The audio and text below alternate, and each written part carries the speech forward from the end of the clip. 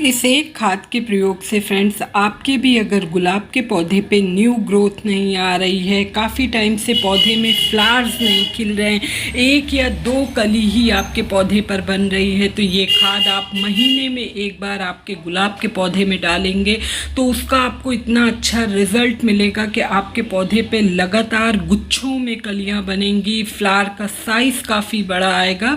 तो ये खाद क्या है, कैसे देना है, सब कुछ इस वीडियो में आपके साथ शेयर करने वाली हूँ। तो चलिए वीडियो को स्टार्ट करते हैं। Hey guys, this is Shagufta and you are watching my new garden. देखिए फ्रेंड्स, गुलाब के पौधे में लोगों की प्रॉब्लम क्या होती है कि काफ़ी टाइम से उन्होंने पौधा लगाया है, लेकिन पौधे में अब इनका ग्रोइंग सीज़न बहुत अच्छे से ग्रोथ होगी, लेकिन लोगों के काफ़ी टाइम से पौधे में एक भी नई ब्रांच नहीं आई, कोई भी फूल नहीं आ रहे हैं।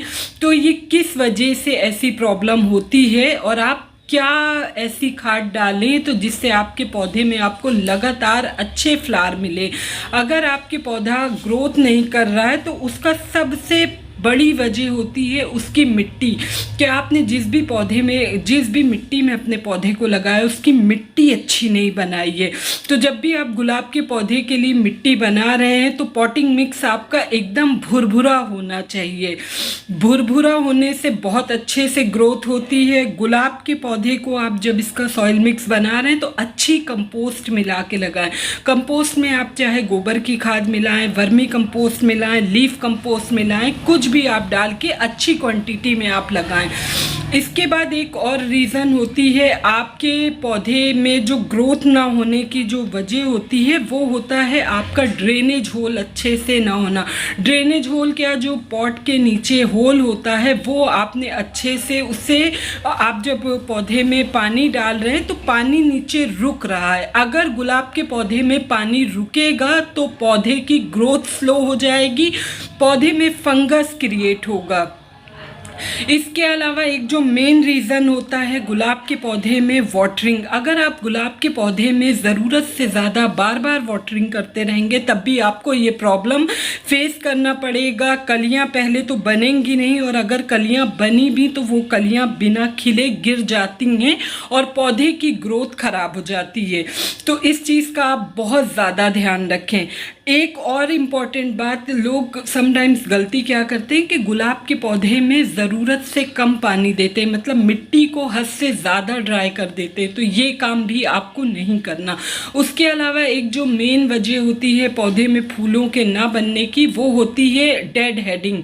जब आपके पौधे में फ्लावर्स स्पेंट हो जाए तो आप इस तरह से मुरझाए हुए फूलों को कट नहीं करते। गुलाब का पौधा एक ऐसा पौधा है कि वो अपनी नई ब्रांच की टिप पे ही फ्लावरिंग करेगा। और आप खुद सोचिए, अगर आप खिले हुए फूलों को हर बार कट नहीं करेंगे तो फिर आपके पौधे में नई ब्रांच भी नहीं आएगी और वो फूल भी, कलियां भी नहीं बनाएगा। तो ये काम आप हर 3 से 4 दिन के गैप पे आप ये इस तरह के जो भी ये स्पेंट फ्लावर्स है ना, इनको कट करके हटाते रहिए। जितना ज़्यादा आप कटिंग करेंगे उतना ज़्यादा आपके पौधे में नई ब्रांच आती रहेगी और पौधे की ग्रोथ बहुत अच्छे से होती रहेगी। इसके बाद एक ज़रूरी काम, इस टाइम में आपको इंसेक्ट अटैक बहुत ज़्यादा दिखेगा। तो आप जो भी इस तरह के बता रही हूँ आपको, जो इस तरह के मुरझाए हुए फूल हैं ना, तो आप इनको खुद से ही कट करके हटा दीजिए। इनको एकदम से मुरझाने का आप समय ना दीजिए। तो ये वाले पौधे को आप हटाते रहिए, फूल को। इसके अलावा जो पौधे की पत्तियां पीली हो रही हैं उन पीली पत्तियों को हटाते रहिए। अगर ये पत्तियां आप समय रहते, टाइम रहते बराबर से कट नहीं करेंगे तो ये पत्तियां पीली होके गिरेंगी आपके गमले में, और मिट्टी के जब ये कांटेक्ट में जाती हैं तो पौधे की जड़ों में फंगस फैल जाता है। गुलाब का पौधा ज़्यादातर ख़राब होता है फंगस के वजह से। तो ये कुछ छोटी छोटी चीज़ें जिनको आप अगर ध्यान रखेंगे तो जल्दी पौधे में किसी किस्म का कोई फंगस नहीं लगेगा। एक प्रॉब्लम आती है गुलाब के पौधे में डाई बैक की, लेकिन वो प्रॉब्लम अभी आपको नहीं मिलेगी। वो मिलेगी आपको मई जून के महीने में, जब हद से ज़्यादा गर्मी बढ़ती है तब गुलाब में डाई बैक की प्रॉब्लम आती है। तो अभी इस टाइम आपको डाई बैक नहीं दिखेगा, लेकिन अगर फिर भी आपकी कोई ब्रांच काली हो रही है तो आप उसकी टिप, जहाँ से ग्रीन ब्रांच है ना, वहाँ से आप उसको कट कर दीजिए। तो और कट करने के बाद कुछ भी हल्दी या फिर फंगीसाइड लगा के लॉक कर दीजिए। दीजिए, तो भी आपका पौधा ख़राब नहीं होगा। इसके बाद अब लोगों को प्रॉब्लम आती है कि फूल नहीं खिल रहे, एक या दो फूल ही क्यों खिल रहे हैं। तो आप ये ध्यान रखें, गुलाब का पौधा एक बहुत ही ऐसा पौधा होता है कि जिसको पूरे दिन की तेज़ धूप चाहिए होती। अगर आपने गुलाब का पौधा लगाया और आप सब खाद डाल रहे हैं, टाइमली हर कुछ कर रहे हैं, लेकिन अगर आप आपके पौधे को अच्छी सनलाइट नहीं दे रहे हैं तो सब कुछ वेस्ट है, क्योंकि गुलाब के पौधे को 5 से 6 घंटे की डायरेक्ट सनलाइट चाहिए होती है। तो आप इसे ऐसी जगह रखिए जहां इस पे अच्छी तेज़ धूप पड़ती रहे। जब पौधे में तेज़ धूप पड़ती रहती है तो उसका एक फ़ायदा ये होता है कि जो आप वाटरिंग करते हैं वो मिट्टी प्रॉपर सूखती रहती है, पौधे में जल्दी फंगस क्रिएट नहीं होने पाता।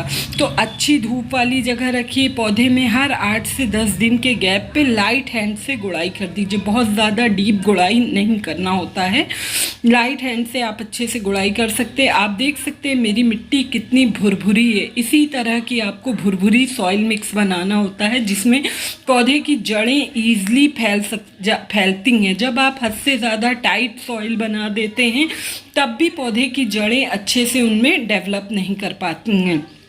वाटरिंग का मैंने आपको बता ही दिया कि पानी का आपको किस तरह से ध्यान रखना है। अब बात आती है कि पौधे में क्या खाद डालें। तो फ्रेंड्स, इस टाइम में आप आपके पौधे में जो भी आज की वीडियो में आपके साथ खाद शेयर करूंगी टोटली ऑर्गेनिक खाद है और आपको सिर्फ वंस अ मंथ देना है। ये जो आप मेरे हाथ में देख रहे हैं ये है बोन मील। गुलाब के पौधे की रूट्स की डेवलपमेंट के लिए बोन मील बहुत ज़रूरी होती है। इसमें हैवी क्वांटिटी में फॉस्फोरस पाया जाता है। आपने मेरा प्लांट देखा है, उसके अकॉर्डिंग इतना बड़ा पौधा है तो 2 चम्मच तक आप दे सकते हैं। अगर इससे छोटा पौधा है तो 1 चम्मच, लेकिन ये बहुत स्लो रिलीज खाद होती है इसलिए बार बार देने की ज़रूरत नहीं होती। महीने में आप 1 बार दे देंगे सफिशिएंट होती है ये खाद। तो मैंने 2 चम्मच लिए, अगर आपका पौधा छोटा है तो आप 1 चम्मच लेंगे। उसके बाद ये जो आप देख रहे हैं ये पाउडर, ये है मस्टर्ड केक पाउडर। बहुत ही इफ़ेक्टिव फर्टिलाइज़र होता है, ये भी ऑर्गेनिक होता है और गुलाब के पौधे को हद से ज़्यादा पसंद होता है। तो मैं इसको 2 तरह से यूज़ करती हूँ। समटाइम्स मैं इसका लिक्विड बना के देती हूँ और समटाइम्स इसको पाउडर फॉर्म में दे देती हूँ। अगर आपको इसका लिक्विड देना है तो उसको 4 से 5 दिन के लिए भिगो के रखिए। जब अच्छे से फर्मेंट हो जाए तो 10 गुना पानी मिला के देंगे, लेकिन अगर डायरेक्ट देना है तो आप डाल सकते हैं। 1 चम्मच ये लिया है।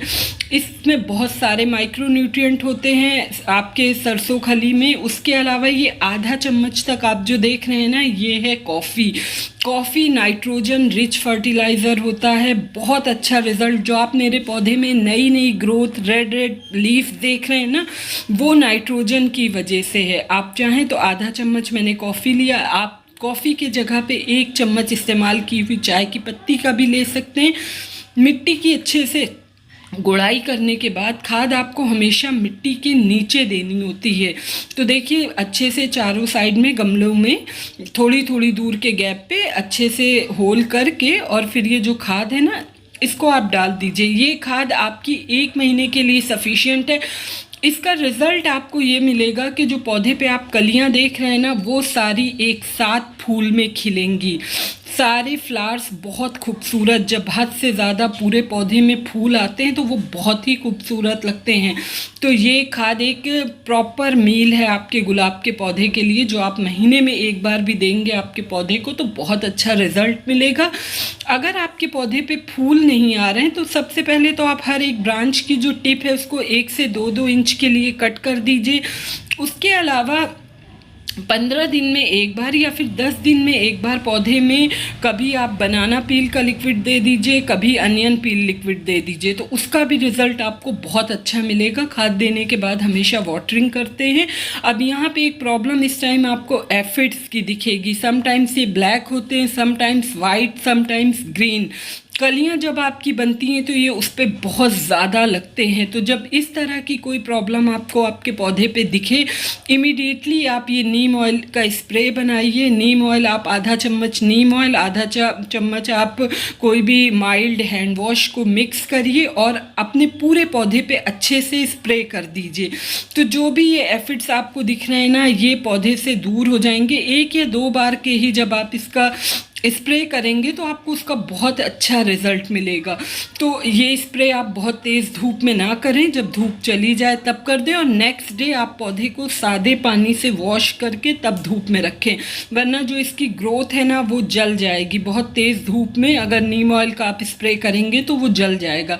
जब नीम ऑयल स्प्रे कर रहे हैं तो ध्यान रखिए कि जो फ्लावर्स खिले ना उसके ऊपर ना करिए। कि छोटी सी इन्फॉर्मेशन थी, होप आपको अच्छी लगी होगी। अच्छी लगी तो प्लीज़ चैनल को सब्सक्राइब करिएगा, वीडियो को लाइक एंड शेयर। मिलती हूँ नेक्स्ट वीडियो में नेक्स्ट टॉपिक के साथ। Okay friends, bye bye.